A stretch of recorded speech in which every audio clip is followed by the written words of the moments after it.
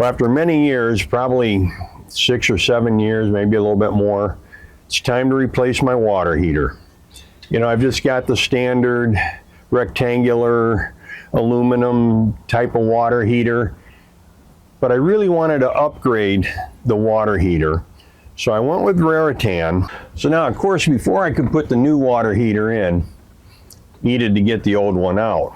And to do that, I needed to move a few things in the lazarette. You know, get that cleaned out and disconnect the throttle and shift cables, because last night when I put the first water heater in, I kind of forced it in and I bent one of the shift cables and it snapped. So I'm going to take all of that apart, make it easy to get the old one out and easy to put the new one in. Do a little bit of cleanup. Well, here's some of the things that you're going to need. You may need a few more, maybe a few less. You're going to need some coolant. You're going to probably have at least a half a gallon. When I disconnected my old water heater, I captured the coolant in a pan to recycle it at one of the car dealerships. So it was about a half a gallon. Then, of course, your fittings, some plumber's Teflon tape,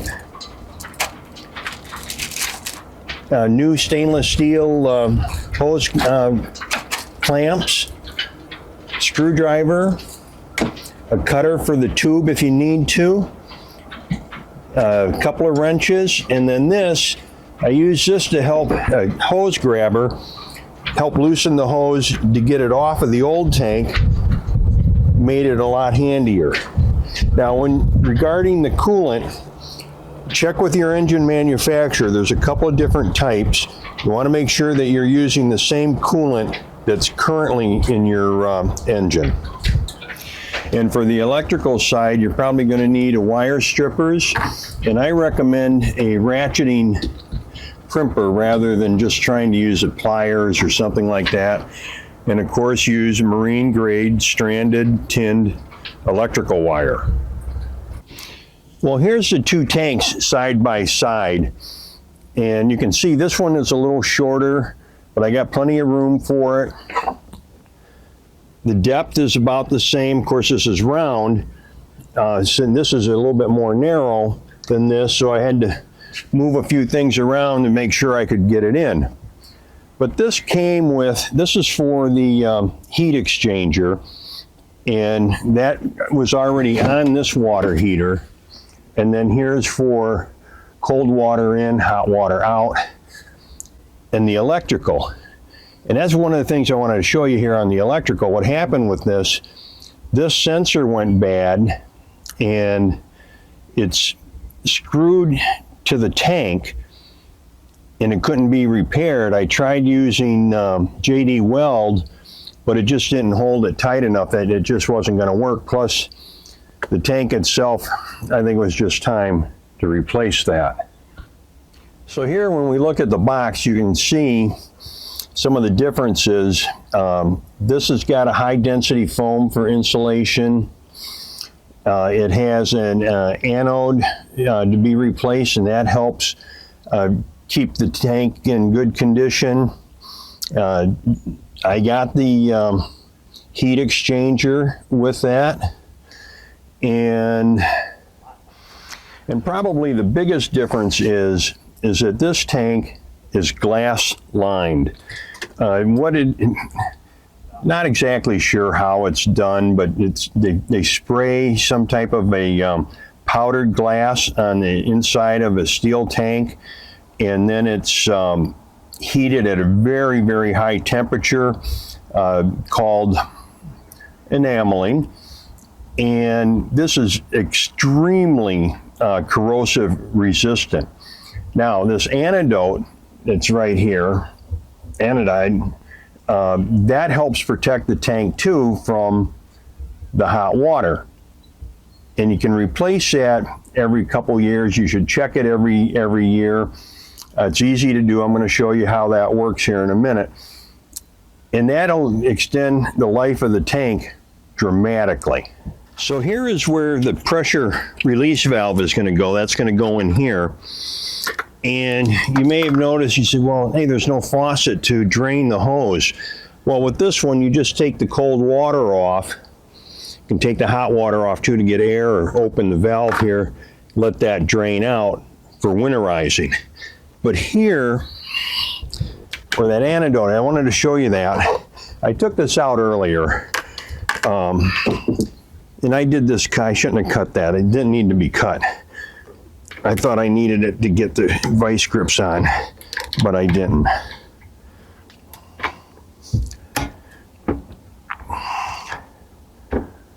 Gotta get this tight enough here. There we go. All right, so now you take this off to check it.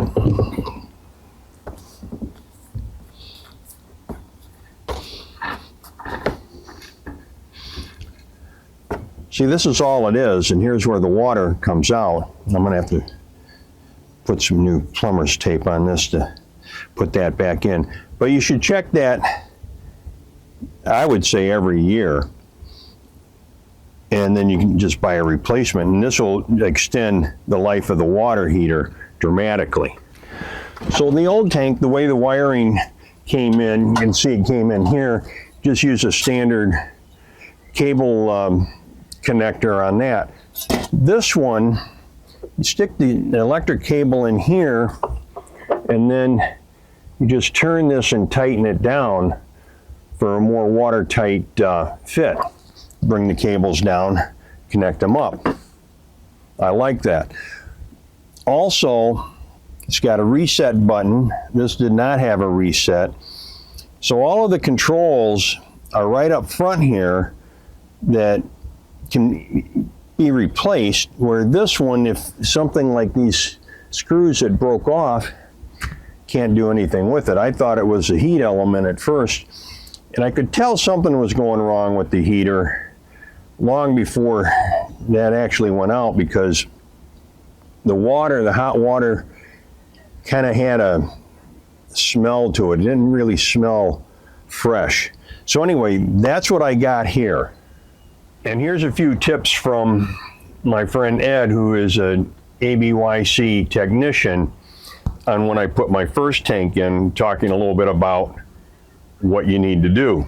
The gray plastic, it's a lot sturdier. And you just got to remember that water heater is going to get up to about 180 degrees, so you don't want to use the white plastic. It'll soften up and rot out on you quicker and deteriorate on you, okay? As far as hoses, you can use the clear reinforced hose for the cold water side. This is the water that's going from the water pump to the water heater. Okay, but on the hot water side, you want to make sure you use a good reinforced hose, like this tracer hose with a red and blue tracer. It is rated for hot water. Also, you want to use a nice good stainless hose clamp on all your fittings. This is on the engine, on the hot water heater itself, as far as the coolant lines going in and out, and also on the pressure lines. And also, to get your hoses on the fittings on the water heater and the engine, you can use a heat gun to soften up the material to get it on the fittings. Okay, as far as the hose for the water heater itself, going from the engine to the water heater, you want to use a good rated water heater hose. You just don't want to use any old garden hose or something like that on it, because this coolant that's circulating through this and around the water heater will get up to whatever the engine temperature is.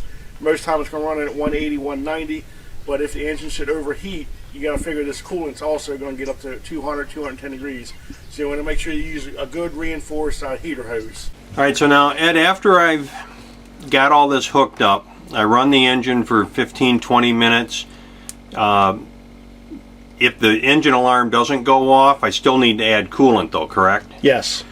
And now I have a reservoir. Do I add it to the reservoir, or do I add it directly to the engine? You can add it right to the reservoir, and make sure that if your boat is not equipped with an engine expansion tank, you should have one of those installed, because that needs to be higher than the water heater and the engine itself, so that way all the air bubbles that may get trapped in the water heater will work its way out through the reservoir. So what I want to do too is I'm going to put this in the lazarette down below, and then hook all of these parts on, just to make it easier to get down there.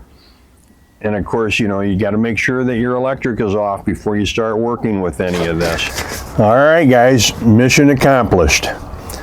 Water heater's in and working great. Now, a couple of points here, which I'm sure you already know, but before you turn on the electric or run the heat exchanger, make sure the water heater is full of water. So I ran the water, opened the hot water on the head and the galley, get all the air out of the system, make sure the water tank was full first. So the first thing I did was I wanted to check the heat exchanger. I'm talking about heat exchangers. Now I'm just replacing a system, so I know my water flow for the heat exchanger is going to be all right. Now I've only got 2 cylinders. If you got a 3 or 4 cylinder or 6 cylinder, and you're putting a new system in without a heat exchanger, that you didn't have a heat exchanger, check with your manufacturer because you may need a flow reducer. And